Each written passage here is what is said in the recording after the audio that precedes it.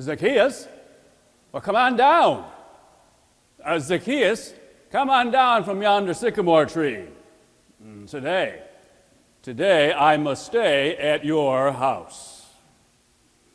And friends, Jesus is saying the very same to you and to me. Today, Jesus must stay at your house. So why are you just sitting there? Get thyself to Heinen's. Jesus must stay at your house. Because the lost are found on the road to Jericho. Jericho is about 15 miles down from Jerusalem. Jerusalem is on Mount Zion, and about 15 miles or 8 hours by sandal on a rough terrain, you find yourself where the scriptures call the City of Palms. Because you see, underground springs create a kind of oasis in the town of Jericho. Thus its attractiveness for how long? Archaeologists. Archaeologists believe that Jericho is one of the oldest villages in the world. How old? Possibly 100,000 years old are settlements in what is still today the town of Jericho. And in the center of the town is the city attraction, a sycamore tree, all fenced in. An ancient sycamore tree. How old? Well, no one is certain, but what is certain is that Jesus passed through that very town and looked up at a tree just like that sycamore tree. And to stand in Jericho today is to know that you are standing where Jesus stood. And when you walk through Jericho today, you know that you are walking the very streets where Jesus walked. And what did he do?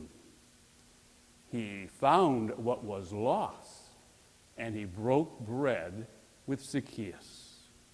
You see, the first story in Jericho is that of a blind man whose sight is restored, spiritually lost, now spiritually found. And today, we have a lost soul, to be certain, a tax collector, a collaborator with the Romans, an extortionist who's looking for a way to squeeze every shekel out of hardworking people like you and me. And on top of it, he's not just a tax collector. Did you catch it? He was the chief tax collector. He might have been a small guy, but he was a big crook. But Zacchaeus, salvation came to Zacchaeus' house. Did you catch that Jesus simply meant to pass by, to pass through Jericho? But when he saw Zacchaeus, he saw the lost, and he knew Zacchaeus had to be found. And so he said, I must stay at your house today. I must break bread in your house. You might say, Jesus gave Zacchaeus the time of day. This morning I buried a cousin of mine, a respected surgeon at South Point Hospital, who died suddenly.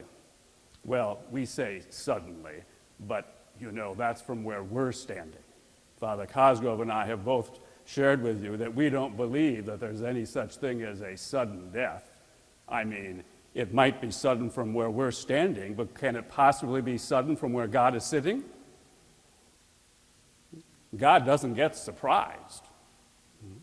It's only sudden from where we are, not from where God sits. And so, the Sunday that he passed was 3 hours, just 3 hours after he saw his third grandchild be born. And that morning after Mass, at breakfast, he asked his wife for 40 years out of nowhere, what do you think heaven's going to look like? Ours. Is there a sudden death? Roger's death was not sudden. It was a surprise to Roger. It was a surprise to all of us. It was no surprise to God. It was no surprise to God. His son, Derek, this morning, spoke briefly after communion and said this. I was proud of the boy, I have to tell you in advance. He asked, tonight, aren't we all going to take the time to change our clocks? We're suddenly going to be time conscious, and we're going to take the time to change our clocks. We don't do that day by day, do we? He asked, because we don't have any time. We don't have any time for the persons and the places that mean the most to us until their time is up.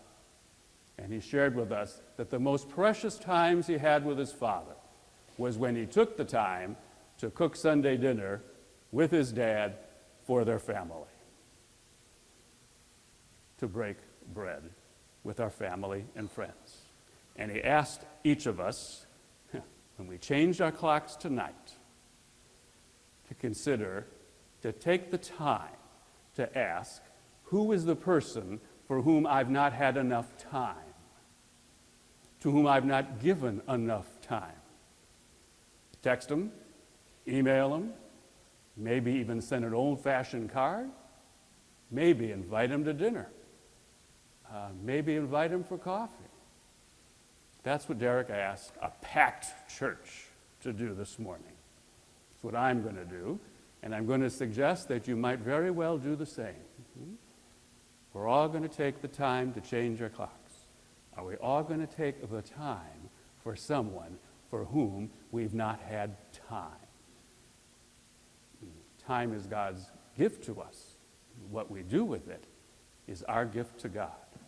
Jesus took time today for Zacchaeus, and Jesus is going to take time for us in just a few moments, isn't he? We're not going to him. He's coming to us.